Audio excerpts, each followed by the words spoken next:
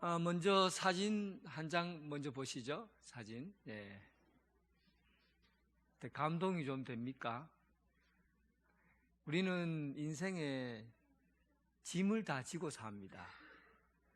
여자는 엄마겠죠? 엄마는 엄마의 짐을 지고, 아빠는 눌렸어요. 애들이 한층 눌려서 짐을 지고.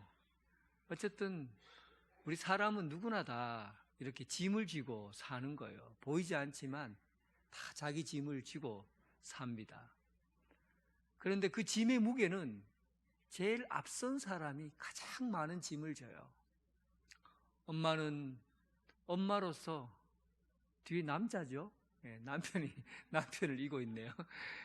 뒤에 또 많은 아이들과 가정을 다 짊어져야 되는 그 짐, 제일 앞선 사람이 짐의 무게가 가장 무거운 거예요.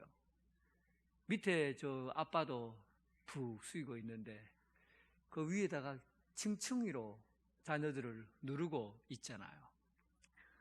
누구나 다 짐을 지고 왔고 또 짐을 지고 삽니다. 한 사람도 예외 없이 빈손으로 짐 없이 사는 사람은 없어요. 어딘가 어떤 곳에든지 다 책임 있는 자리에 서 있게 되는 거죠. 그런데 짐을 대하는 반응이나 방법은 또 달라요. 짐은 있어요. 그런데 그 짐을 저 앞에 있는 여자분처럼 자기가 감당해내는 사람이 있다고요. 그 짐을 탁 지고 뒤로 탁탁탁 책이 올려서 힘들어도 짐을 이겨내고 버텨내고 견뎌내는 거예요. 짐을 지는 거죠. 인생의 짐을 이렇게 지는 사람도 있는 반면에 옆에 있는 남자처럼 짐 속에 쿡 눌려서 일어나지 못하고 짐을 못 이기고 바닥에 쿡 쓰러져 버리는 사람이 있다는 겁니다. 여러분은 여러분들에게 주어진 짐을 지금 어떻게 간수하고 있습니까? 버티고 견디고 이겨내는 짐입니까? 아니면은 나 도저히 이제 못 살겠다, 못 견디겠다, 여기서 나는 끝내버릴란다 하고 그냥 다 손 놔버리고 그냥 눌려버리는 그런 인생을 삽니까? 오늘은 새해 첫 주에 우리가 주님 앞에 받은 비전과 소명, 이것을 어떤 방식으로 우리가 처리하고 이겨내고 이 길을 걸어가는가 하는 것을 여호수아서를 통해서 우리 그 해결점을 찾아보려고 합니다. 1절 본문에 이렇게 시작합니다. 여호와의 종 모세가 죽은 후에 여호와께서 모세의 수종자 눈의 아들 여호수아에게 말씀했다. 여러분, 모세가 어떤 사람이에요? 여러분, 모세는 우리 역대 많은 사람들 중에서 절대 가벼운 사람이 아닙니다. 참 무게 있는 사람이죠. 이스라엘 200만 명의 그 무거운 짐들을 그가 홀로 담당했던 그 사람이 바로 모세예요. 모세는 80세에 부름을 받고 그때 당시에 가장 강대국이라 하고 할 수 있는 애굽, 이집트죠. 그때 람세스 2세가 거대한 피라미드를 만들고 온 그 고대 근동 지역을 점령해 가며 살았던 그 동방의 가장 힘이 센 나라가 있을 그때에 모세가 애굽에서 200만 명의 사람들을 데리고 탈출을 하게 된 거죠. 그 앞에 홍해가 가로막혀 있었을 때 지팡이 하나를 내리치자 홍해가 길이 열리고 그 길을 통과했고, 광야에 이르렀을 때 그 광야는 벼가 납니까? 밀이 납니까? 열매가 있습니까? 아무 열매도 없는 그 광야에서 40년 동안이나 먹을 거 다 먹고 입을 거 다 입고 목마른 거 다 해결하고, 그리고 옷도 헤어지지 않고 신발도 떨어지지 않고 그렇게 40년 동안이나 광야에서 다닐 때 그 광야의 길을 인도해 낸 사람이 바로 모세입니다. 이 모세가, 큰 사람 모세가 위대한 사역을 감당하고 그 인생이 오늘 본문에 모세가 그 일을 끝내고 죽었다. 내 종 모세가 죽었다. 이 죽었다라는 이것이 얼마나 큰 소식인지 충격적인 소식이겠습니까? 모세가 죽었다. 그냥 이름 없이 살다가 아무런 역할도 하지 못하고 그렇게 살다가 간 사람은 죽어도 아무런 영향력을 미치지 못해요. 그런데 이 큰 일을 감당하고 산 모세가 죽었다. 저는 증권을 잘 모르지만 증권을 하는 사람, 주식을 하는 사람에게는 시세가 하락하고 이런 원인들이 대부분 악재에 있다고 합니다. 어떤 악재가 한번 소문이 나게 되면 악재가 있기 전에 그 소문만으로도 주식이 하염없이 떨어져요. 10%, 20% 막 떨어집니다. 그렇다는 것은 세계 경제가 소문 하나에 흔들흔들거린다는 거죠. 악재는 특히 세계 경제를 흔들어 놓는 요소입니다. 그러니까 우리가 어떤 행동과 어떤 이야기가 이 세상의 세계 분위기를 바꿔 놓는지, 경제적으로 볼 때는 경제에 해를 입히는 소문들이 악재가 되어서 세계를 불안하게 하듯이, 모세가 죽었다는 것은 이 세계를 움직여 나갔던 새하늘과 새 땅, 젖과 꿀이 흐르는 땅으로 들어가게끔 인도해낸 그 모세가 죽었다는 것은 그 다음 행보를 불안하게 하는 겁니다. 어둡게 만드는 거예요. 앞으로 가나안 땅에 들어가야 되는데, 젖과 꿀이 흐르는 그 땅에 들어가야 되는데 그 위대한 사람이 죽었으니 어떻게 발을 내딛겠습니까? 그 앞에는 불안과 두려움, 짐은 잔뜩 졌지만 그 앞에는 불안과 두려움이 그의 여호수아 앞에 가로막고 있었던 겁니다. 그런데 오늘 하나님께서 여호수아를 일으키시고 또 그 무거운 짐을 지고 가는 그 방법들을 알려주시고 있습니다. 어떻게 그럼 이런 무거운 짐을 지고 갈 수 있을 건가? 어떻게 여러분 인생에 새로운 날을 갈 수 있을 건가? 지금 우리는 이 세상이 소문이 지금 안 좋아요. 신년이 들어서 전쟁이 잦아들고 또 전쟁의 소문이 좀 줄어들었으면 하는 그런 마음이었는데 오히려 더 크게 싸움이 일어나고, 일본에서는 강력한 지진으로 인해서 수많은 사람이 집 안에서 묻혀서 죽고 고난을 당하고, 세계가 지금 소식이 장난이 아닙니다. 참으로 어두워요. 새해 시작부터 우리는 어두운 소문을, 악재와 같은 소문들을 듣고 시작을 합니다.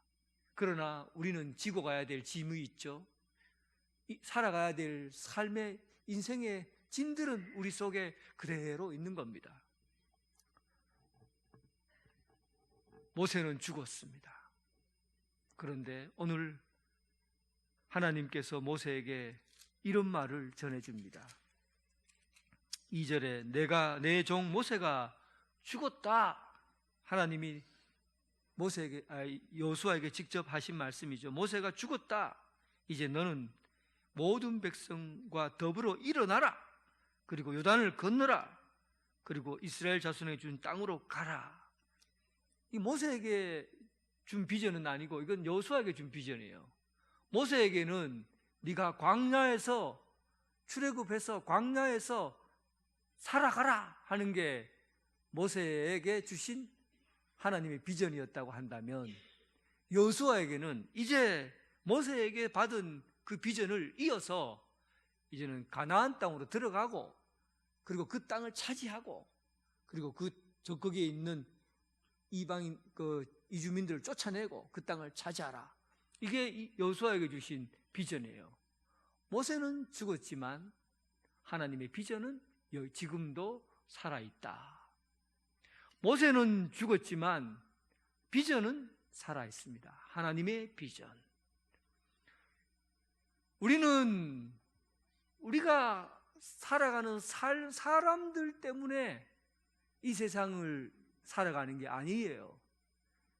우리 앞에 있는 사람들이 잘 해줬기 때문에 그 사람 덕분에, 부모님 덕분에, 그리고 선생님 덕분에, 또 우리의 앞길을 인도한 많은 이들 덕분에 우리가 짐을 지고 살아가는 것 같지만 앞서 있던 사람들은 언젠가 다 죽게 되어 있다는 겁니다. 그럼 우리는 무엇을 가지고 삽니까?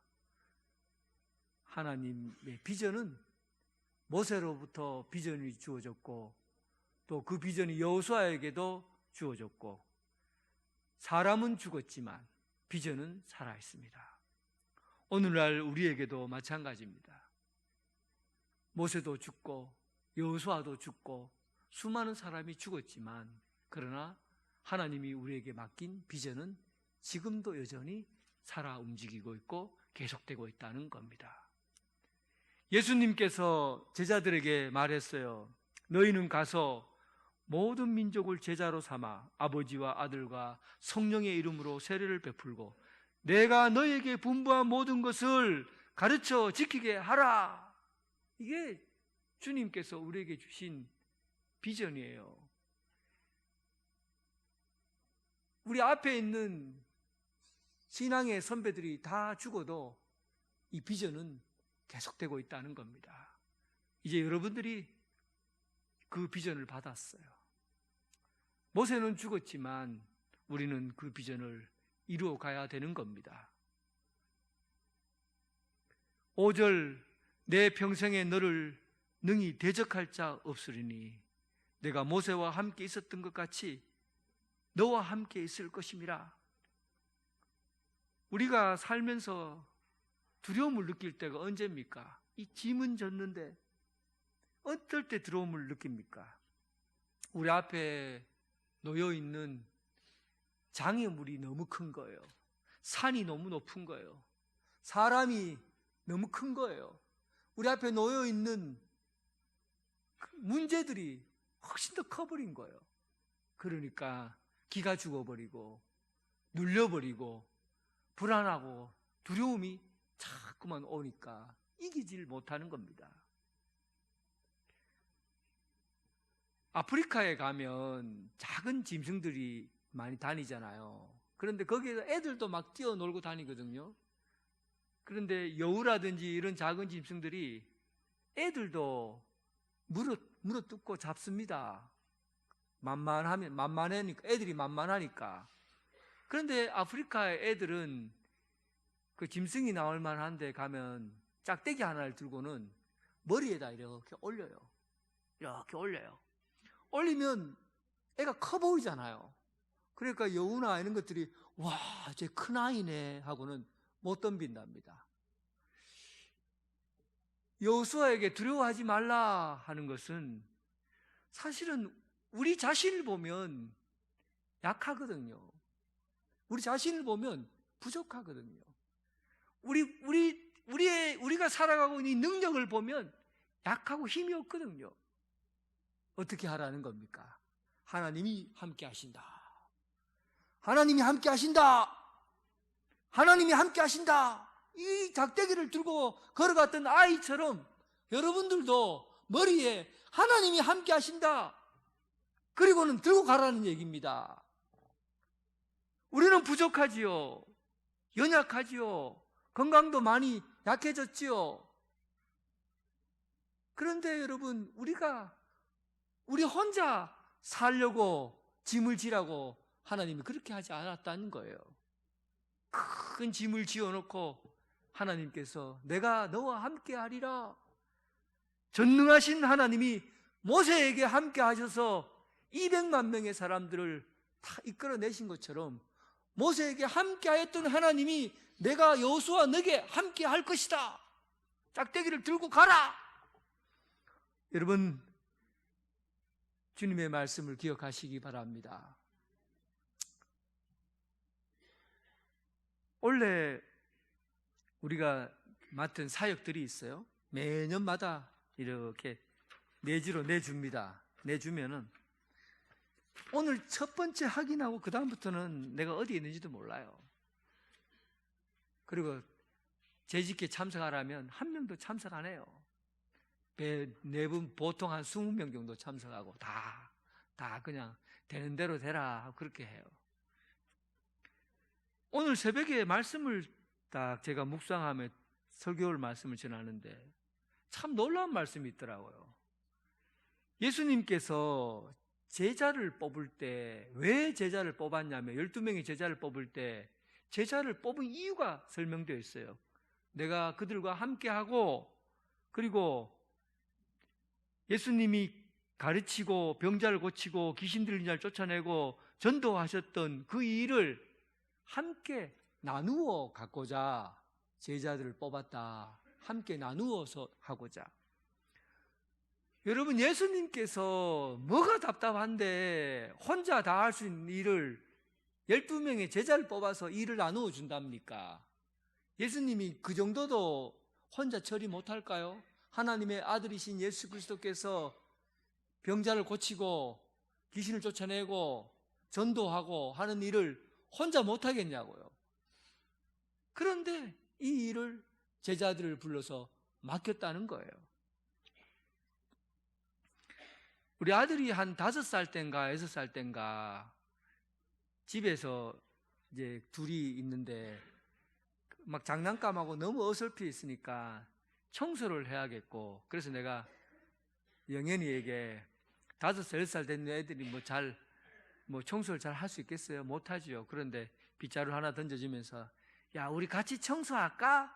하니까 애가 너무 신나하는 거예요. 아빠 너무 좋다고 신나하는 거예요. 그리고 빗자루를 가지고는 막 청소를 해요. 막 청소를 하니까 청소됩니까? 보통 청소하면은 쓸 물건은 모아놓고 못 쓰는 것만 쓸어야 되는데 막 청소를 해요. 근데 제가 그 광경을 보고 기분이 흐뭇했을까요? 화가 나고 짜증났을까요? 어떨 것 같습니까? 아버지는 압니다. 그 광경을 보고 흐뭇하지요. 애가 빗자루를 들었다는 것만 해도 아이고야, 벌써 이놈이 빗자루를 드네, 흐뭇한 겁니다. 하나님께서 우리에게 일을 맡길 때 여러분들이 일을 잘 처리하기 때문에 일을 맡긴 줄 아십니까? 어린아이 같아요. 하나님 앞에서 여러분들이 일을 맡기면 여러분들이 완벽하게 착 해낼 수 있기 때문에 여러분들의 사역을 맡긴 것 같아요. 하나님이 혼자 다 할 수 있어요. 그런데 여러분들이 빗자루만 딱 들어도 하나님이 어떻게 생각하신다고요? 흐뭇해 하십니다. 이게 영광 돌리는 일이에요. 우리가 하나님께 영광 돌린다 할 때 여러분, 하나님이 흐뭇해 하시면 그게 영광된 일입니다. 그런데 내가 잘난 게 있나, 내가 이거 할 수 있는 능력이 되나, 자꾸 자기 자신이 부족하다는 것만 내세워 갖고 주님의 일 안 하려고 하잖아요. 하나님은 빗자루를 던져놨는데 빗자루만 잡기만 하면 되는데 하라는 게 아니에요. 그걸 가지고 대단하게 열심히 막 잘해내라는 게 아니에요. 뭐만 잡으라고요? 빗자루만 잡으라고요. 빗자루만 잡아도 하나님이 흐뭇하게 여기십니다. 우리에게 맡긴 사역은 우리에게 맡긴 사역을 하나님 아버지가 우리에게 맡긴 사역이니 여러분, 올 한 해는 빗자루 좀 잡으시기 바랍니다. 빗자루 좀 잡으시기 바랍니다. 내가 맡은 사역은 내가 감당하겠다. 그런 마음으로 맡은 일을 잘 감당하는 여러분 되시기를 주님의 이름으로 축원합니다. 8절에 이 율법책을 내 입에서 떠나지 말게 하여 주야로 그것을 묵상하며 그 안에 기록된 대로 다 지켜 행하라. 그리하면 내 길이 평탄하게 될 것이며 내 길이 형통하리라. 여러분, 짐을 지고 가는데 길을 잘못 들었다 해보세요. 짐 지고 가다가 길 잘못 들이면 얼마나 화가 납니까? 짐이라도 없었으면 다시 돌아갈 텐데 짐을 잔뜩 지고 길을 잃어보세요. 바른 길을 가야 짐을 지고 가더라도 보람이 있어요. 걷는 만큼 보람이 있지요. 어떻게 하면 우리가 바른 길을 갈 수 있어요? 평탄한 길을 갈 수 있습니까? 하나님의 말씀을 가지고 여러분들의 삶의 일터로 가져가셔야 됩니다. 여러분들의 일자리가, 여러분들이 살아가고 있는 삶의 현장이 하나님의 말씀으로 재해석돼야 돼요. 내가 하는 일이 하나님의 일이구나, 여기에 하나님의 뜻이 있구나 하는 것을 해석해내야 된다고요. 네덜란드 같은 나라는 기독교가 된 지 오래된 나라예요. 500년 정도 됐는데 칼뱅의 영향이 굉장히 많이 들어가 있습니다. 칼뱅이 직업 소명서를 얘기한 사람이에요. 기독교인들은 직업에 대한 소명을 가져야 된다는 얘기입니다. 이게 얼마나 큰 차이가 있는지 몰라요. 한국 사회의 종교, 기독, 일에 대한 의식과 네덜란드 사람이 갖고 있는 일의 의식이 완전히 달라요.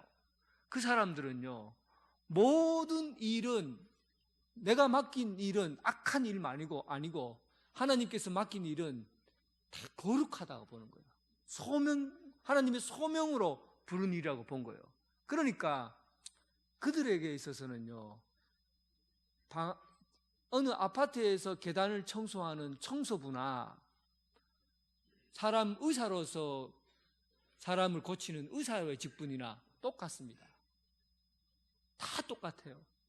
어떤 것이 하찮은 직업이고 어떤 것이 고귀한 직업이고 없습니다. 내가 맡은 그 어떤 일이라도 하나님께서 부르셨다는 소명의식이 있어요. 그러니까 내가 이 길거리를 청소하고 있어도 그 사람들은 길거리를 청소하는 게 아니라 지구의 한 모퉁이를 청소하는 부름을 받은 사람이다, 이렇게 생각하는 거예요. 그러니까 일 자체에 대한 그것을 어떻게 해석하고 어떤 방향으로 이끌어가느냐, 거기에서 직업의식이 달라지는 거죠.